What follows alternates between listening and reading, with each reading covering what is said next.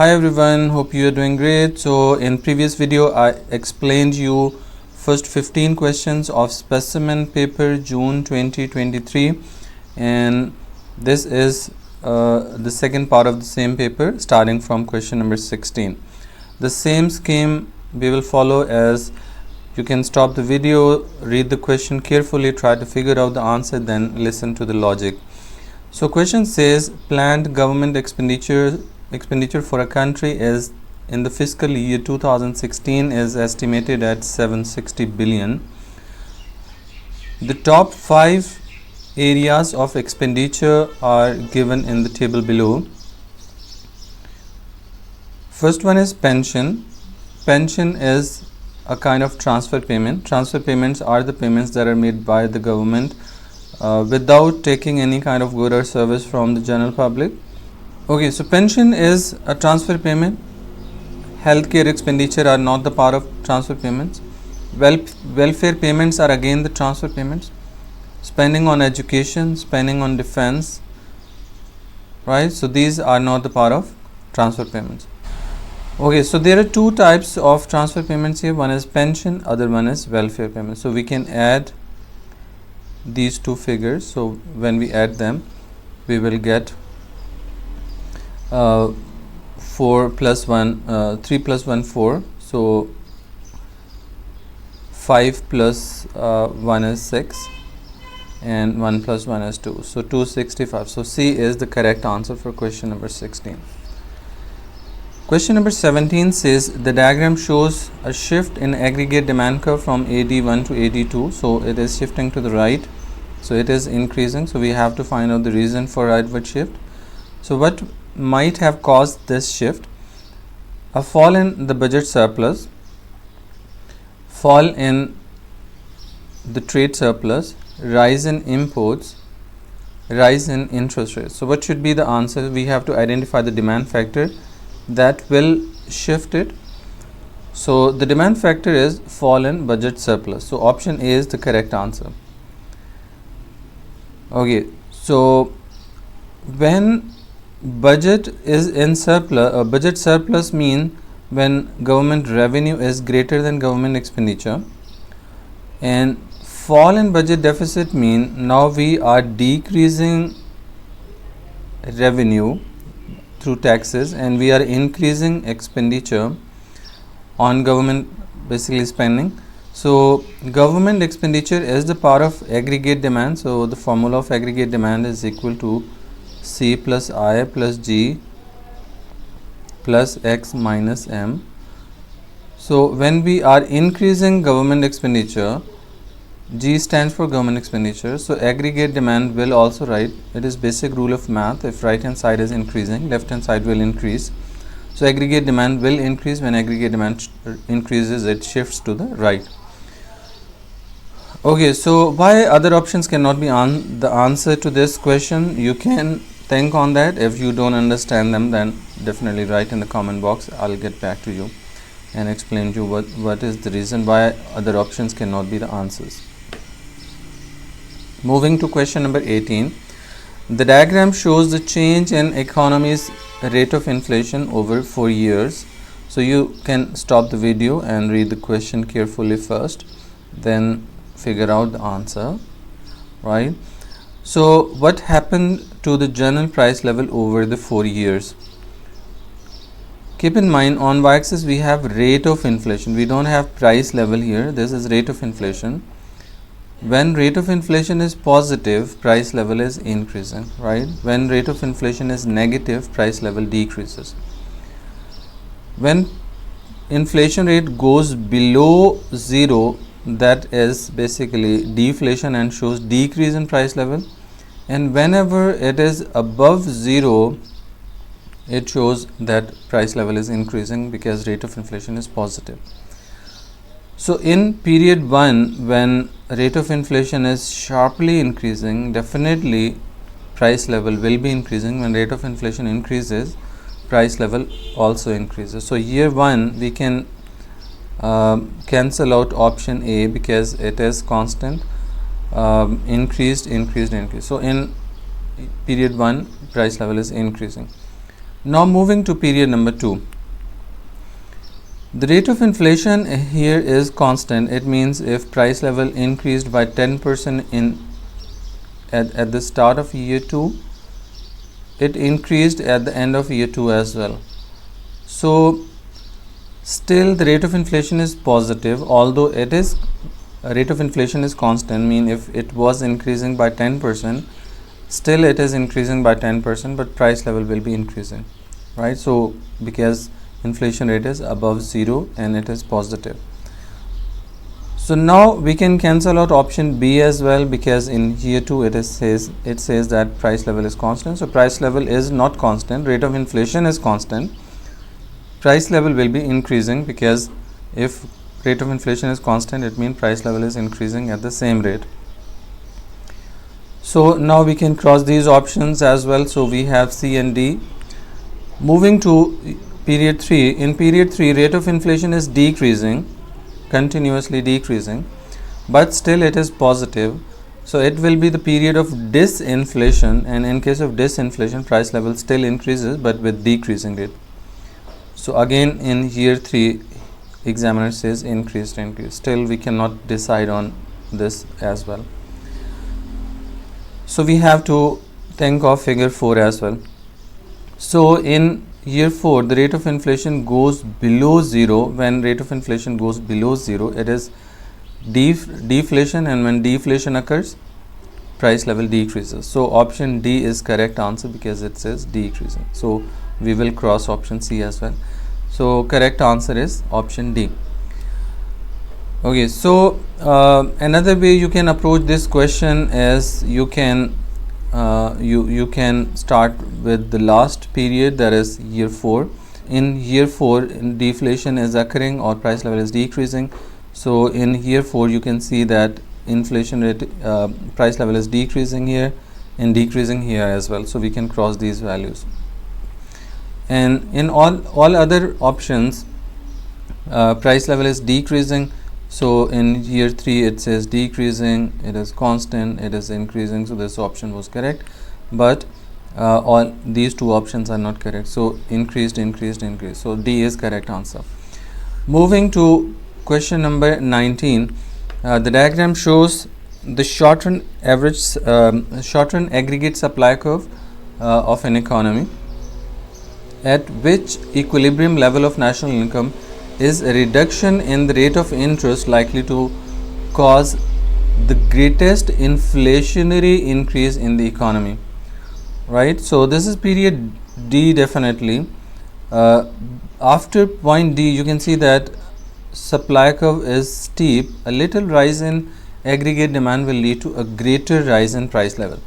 So inflation rate will greatly increase after D. Before that, it is a little flatter and it is getting steeper, but after this point it is more steeper. So for question number 9, option D is the correct answer. So now moving to question number 20, a large coal mine is forced to close because of falling demand for coal. As consumers switch to less polluting fuels, the government organizes retraining courses and recruitment events for the coal mine workers. Which type of unemployment is this? Keep in mind, when unemployment is occurring in a certain industry, so this is coal industry, so unemployment is occurring in coal industry, so it will be a structural unemployment. Structural unemployment affects a certain region or certain industry. So C is the correct answer.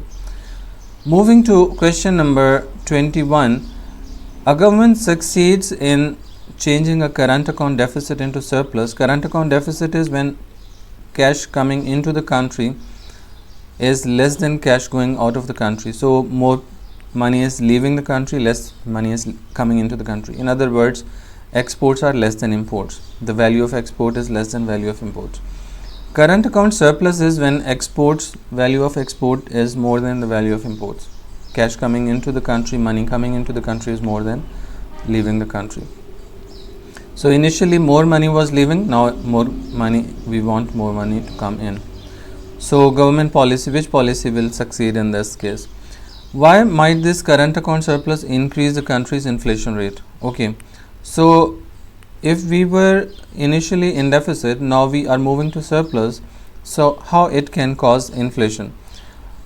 When we move to surplus, aggregate demand increases. Again, we can write down the magical formula: aggregate demand, C plus I. C is consumption, I is investment, G is government spending, X is export, and M is import. So if we move into surplus, it means this part will be increasing, export minus import will be increasing. When it increases, aggregate demand will increase, and when aggregate demand increases, it causes inflation. You can make the graph to look at this as well. So this is aggregate demand, this is aggregate supply. Initially equilibrium price is P and real GDP is Y. Since aggregate demand is increasing, so it will shift to the right from AD to AD1, where price level will increase from P to P1 and real GDP will increase from Y to Y1. So price level is increasing. When price level increases, we call it inflation. Okay, so moving to question 22. Question 22 says, the diagram shows government revenue and expenditure for 3 years.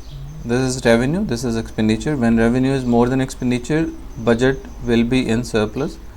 Budget surplus is when government earns more than government expenditure, so earning is more than expenditure in this year. It is in deficit because expenditure are more than income, budget deficit of the government. And again, this is deficit because government expenditure are more than government income. So in these 2 years we have deficit, and deficit is also increasing because expenditure are increasing, revenue is decreasing. So look into the bar of revenue here. It was a little greater and now revenue has decreased. Expenditure were less, now expenditures have increased. So deficit has increased. Keep in mind, budget deficit and balance of payment or current account deficit are two different things. When we talk about balance of payment or current account deficit, we mean exports are less than imports. And when we talk about budget surplus, it means budget surplus or deficit, it means we are talking about government income and expenditure. So deficit budget is when government income is less than government expenditure. Okay, so what can be concluded from this diagram? Option B is correct answer. A budget deficit increased. Again, we are moving to the deficit and deficit is also increasing. Moving to question number 23. In recent years, an economy has experienced changes in its price level as shown below. Percentage change in price is decreasing and it moves to the negative region then after 2015, during 2015. Which government policy is most effective in reversing the trend shown in the price levels? Price level is decreasing here. Keep in mind here we have price level, not inflation rate.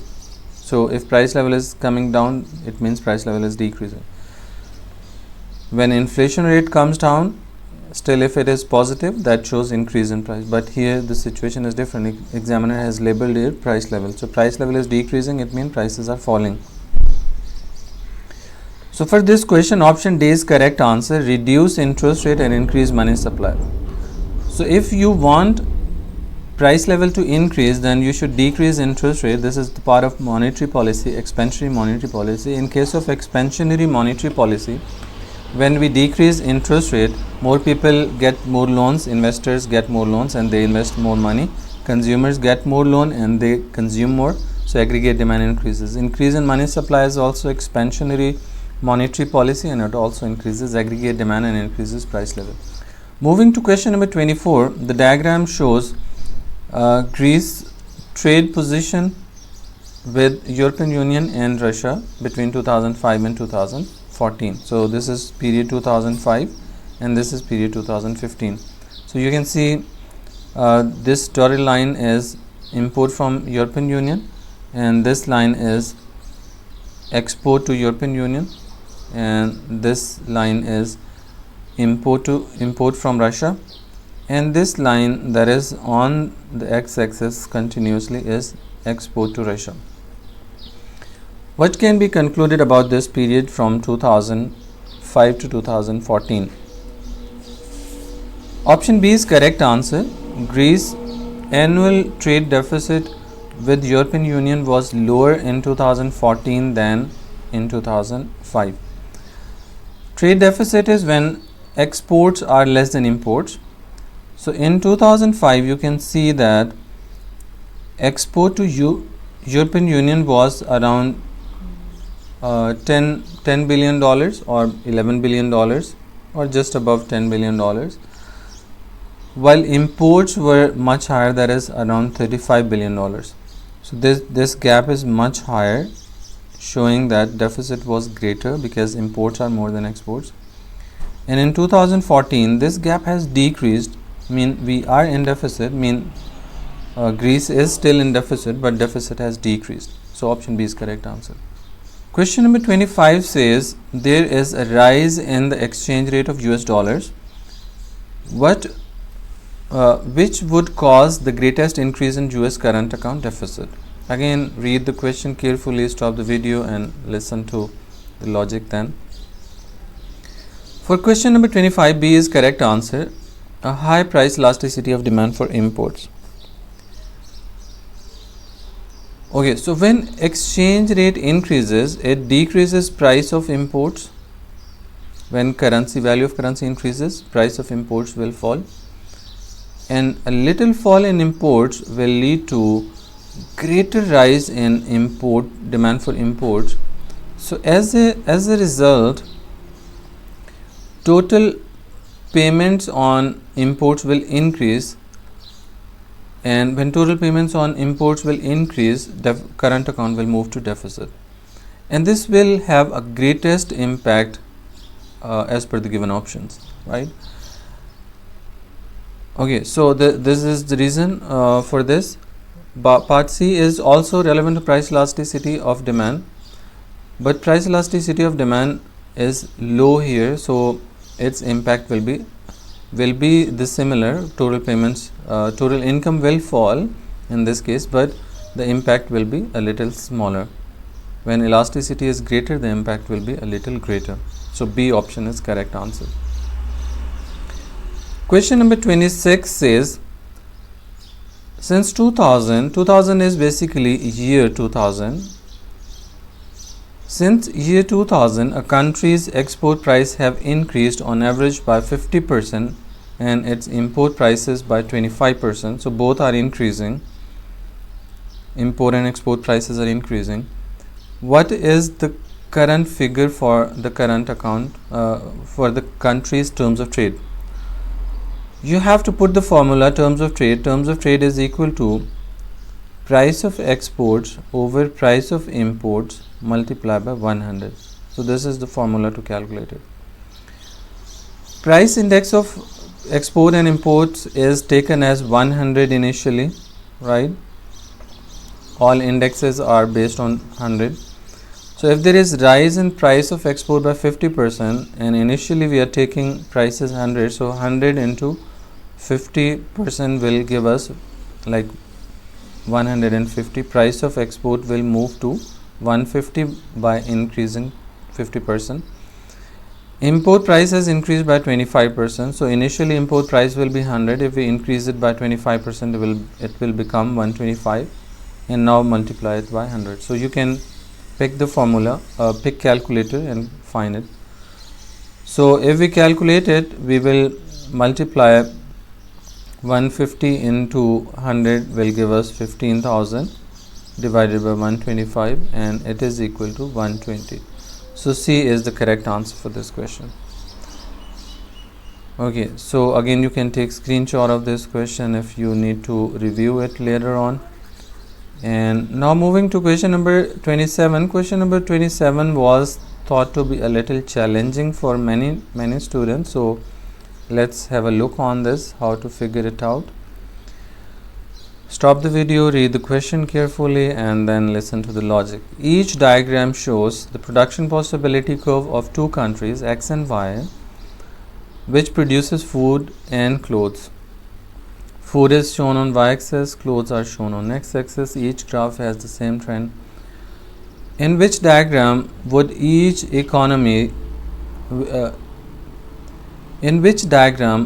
both economies benefit by specializing in the good in which they have comparative advantage? and trading at an exchange rate of 1 unit of clothes to 1.5 units of food. So keep in mind, this is the exchange rate. So 1 unit of clothing should be equal to 1.5 units of food. This is the exchange rate. Exchange rate is when you can buy 1.5 unit of food by giving 1 unit of clothing. Comparative advantage theory is based on basically the idea of barter trade. Barter trade is when you exchange goods with other goods instead of exchanging it with money. Same is the case with absolute advantage theory. So here we don't consider the amount of money to exchange or basically use as an exchange. We use these two goods to exchange with each other. Okay, so in option C is correct answer. Let me explain you first this, then if you don't understand, then definitely I'll explain you other. You can write in the comment box. Here you can see there are two countries, X and Y. Let me write it here. There are two countries. We can make a table here, countries, and we can write like clothing and food. We can write clothes here, clothes, and then we can write food here. We have country X and country Y. Country X produces 2 units of clothes and 4 units of food. This is 4 units. And country Y, these are production possibility curves of different countries. So country Y produces 5 units of food and 5 units of clothing. So this is the table that I constructed from that graph. If we find out ratios, then ratios will be like 1 cloth is equal to 2 units of food. And if we find out the ratio here, 1 cloth is equal to 1 food, right? 2 ones are 2, 2 twos are 4, 5 ones are 5, 5 ones are 5. So I use this. So this shows opportunity cost. So clothing, and this is food. The rule for exchange is we set exchange rate between these two ratios, right? Cloth is 1 in both cases. So 1 cloth, we also need 1 cloth, and we have to find out 1.5 food. So this is possible that exchange rate will be set between 1 and 2. Since 1.5 comes between 1 and 2, so 1.5 food can be 1 clothing can be equal to the 1.5 units of food. Again, what is the logic for that? The logic is, if country X can produce 2 units of food, it will never be willing to give all of the food it produces, right? It will be willing to give less than 2. So 1.5 is less than 2. Country Y itself produces 1 units of food, and if country X offers him 1 unit of food, then it will not accept it, because if country Y itself can produce 1 unit, so there is no reason to involve in trade and trouble. So it will keep producing food itself instead of getting 1 unit from country Y, country X. So country Y will be looking for food more than 1 unit. Whatever this country produces itself, it will want to get more than this, and country X will be willing to offer less than 2. Whatever total production it is producing, it will offer less than that. So it means country X will offer less than 2 and country Y will accept more than 1. So 1.5 comes between these two ranges, more than 1 and less than 2. So that's why the answer C is correct. Why other options cannot be correct then, right? So let me explain you this concept. This concept is really tricky, and maximum students basically are unable to solve this question in final exams. So if we can prove one more option D, although option C is correct answer, I'm just trying to explain option D so that you understand what actually was happening here. So again I have to construct the table. Country X produces 4 units of clothes and 2 units of food. So 4 and 2, this is PPC of X, and 4 units of food and 4 units of clothing for country Y. So this is production possibility of this. Okay, so now again we find opportunity cost. We can basically one cloth is equal to 0.5 food. So this is the opportunity cost of country X, and opportunity cost of country Y is 4 ones are 4, 4 ones are 4. So 1:1. Okay, so keeping in mind the previous thing I explained you, that country X itself can produce 0.5 units of food against every 1 unit of clothing, and country Y can produce 1 unit of food against every 1 unit of clothing. Okay, so what will happen is country X will accept more than 0.5 and country Y will offer less than 1. So it means exchange rate can be set somewhere, maybe against 1 unit of clothing is equal to 0.75 units of food maximum. This can happen, or this it can be like 0.8, 0.9, 0.99 it can be, but it cannot go above 1 because country Y itself produces 1 unit of food, so it will never offer entire quantity, and country X itself can produce 0.5 units, so it will expect more than 0.5. So if we move above 0.5 and below 1, then it can be somewhere like 0.75 or anything. 0.5 it will be greater than 0.5, it can be 0.6, 0.7, 0.8, 0.9, but it cannot be 1. So this is why exchange at this rate of 1 clothing is equal to 1.5 food cannot take place in case of option D.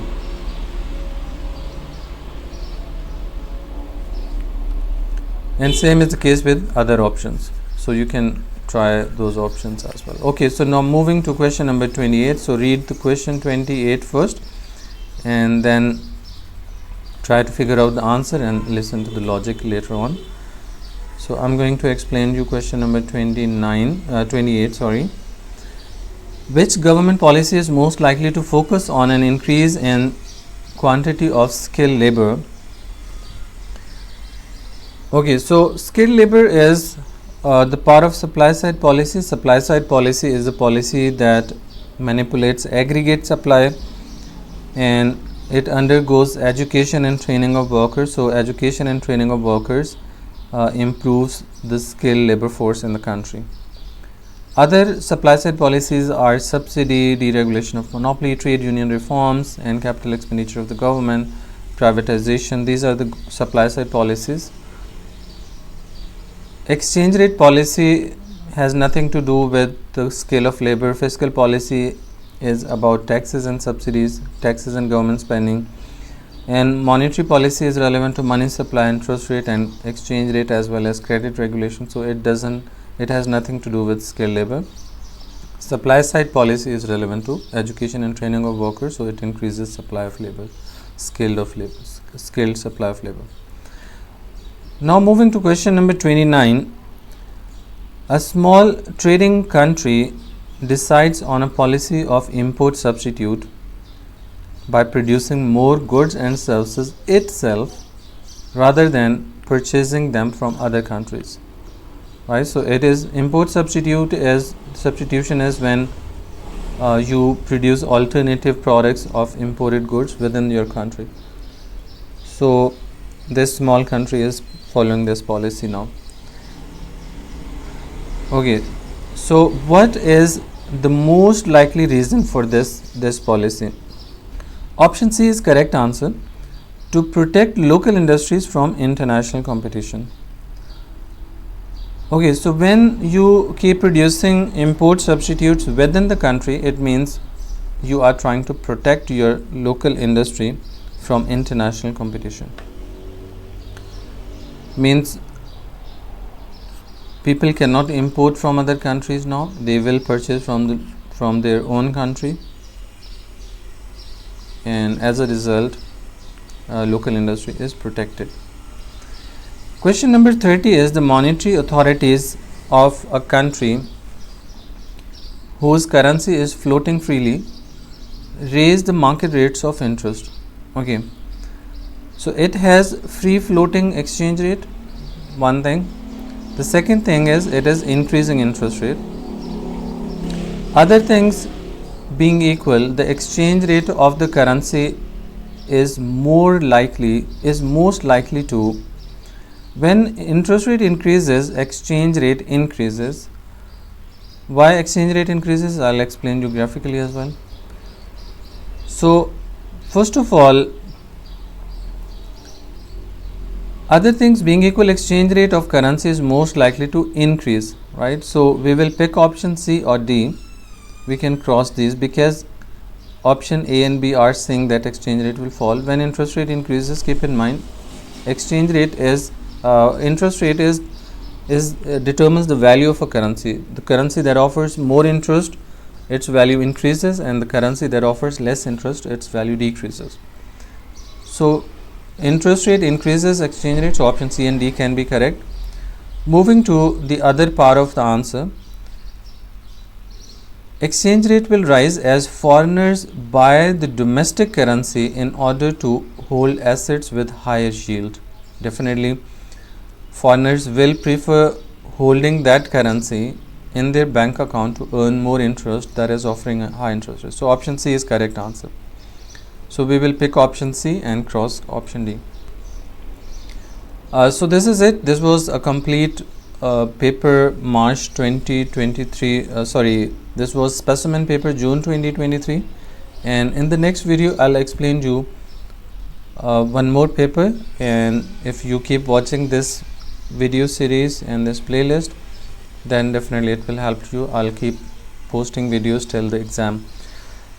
And furthermore, I suggest all of you to try to get this book that is showing on the screen, and I'll be conducting a grand class, 6 hours grand class for paper 1 as well in the first week of June before exams. So if you are interested to join that, then you may contact me on the given contact number in the description. So see you inshallah in the next video. Thank you. Allah Hafiz.